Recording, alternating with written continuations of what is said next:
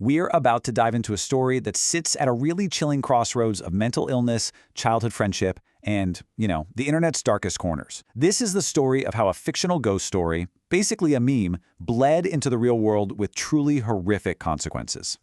So let's just get right to the heart of it. We're talking about a brutal, shocking act. In the spring of 2014, in a seemingly quiet suburb in Wisconsin, a 12-year-old girl named Peyton Leutner was found just clinging to life in a park. She'd been stabbed 19 times and just left for dead.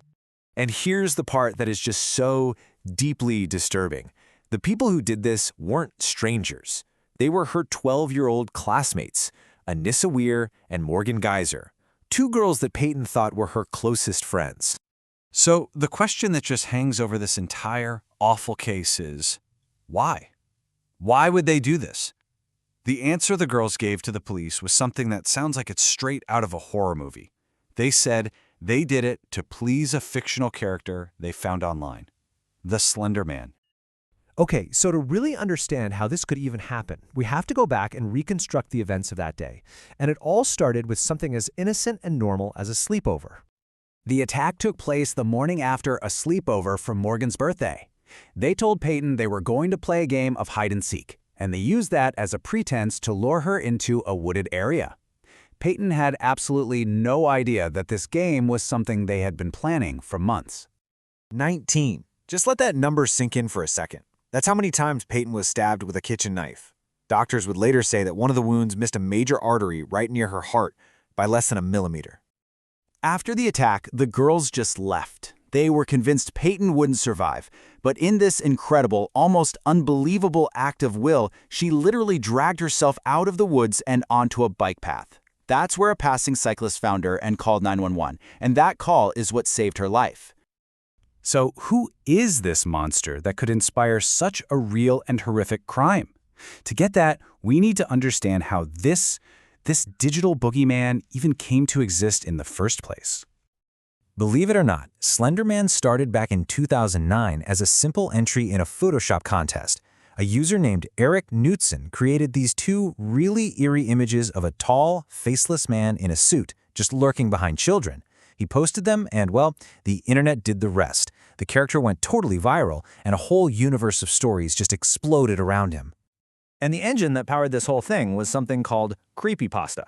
You can basically think of it as a modern campfire story for the digital age. They're short, scary tales that anyone can write and share online.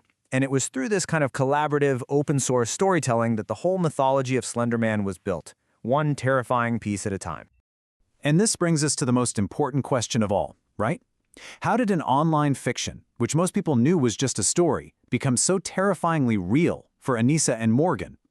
This one line from the police investigation report really gets to the core of their shared delusion. See, for these two girls, Slender Man wasn't just a character. He was a very real entity who they believed would hurt their families if they didn't do what he wanted. In their minds, they were actually protecting the people they loved. And their belief had this very specific, really fantastical goal. They thought that by committing a murder, they would prove their loyalty to Slender Man. They'd become his servants or proxies, and then he would invite them to live with him in a mansion that they believed was hidden deep inside a national forest.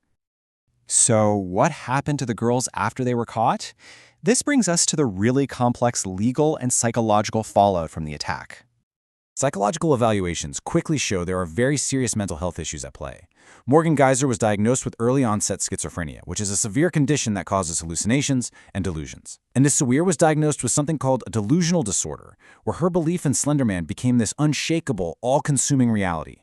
And these diagnoses were absolutely central to their sentences. Now, because the crime was so severe, both girls were initially charged as adults. But, and this is a huge but, the court ultimately found them not guilty by reason of mental disease. This means they determined the girls were unable to understand that their actions were wrong. So instead of prison, they were committed to psychiatric facilities. It's worth noting that years later, both have now been granted conditional release, meaning they're living in the community but under very strict supervision. So, what are the broader lessons here? I mean, what does a tragedy like this really teach us about the world we're all living in right now? This case is a perfect example of a phenomenon that experts are calling digital folklore. It shows how the internet has created this whole new kind of myth-making machine. It operates at an incredible speed and can build these really immersive, shared worlds that, for some people, become almost impossible to tell apart from reality. So, when we look back, the takeaways are really stark. The Slender Man case is just this powerful, terrifying reminder that the internet can create these echo chambers where fantasy and reality get dangerously blurred. It absolutely underscores how important it is to identify and treat mental illness in young people before delusion can lead to tragedy.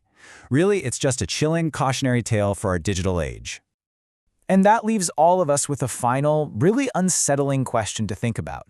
In an age where fiction and reality are constantly mixing, and where belief itself can be weaponized, how do we protect the most vulnerable among us from the monsters that we create ourselves?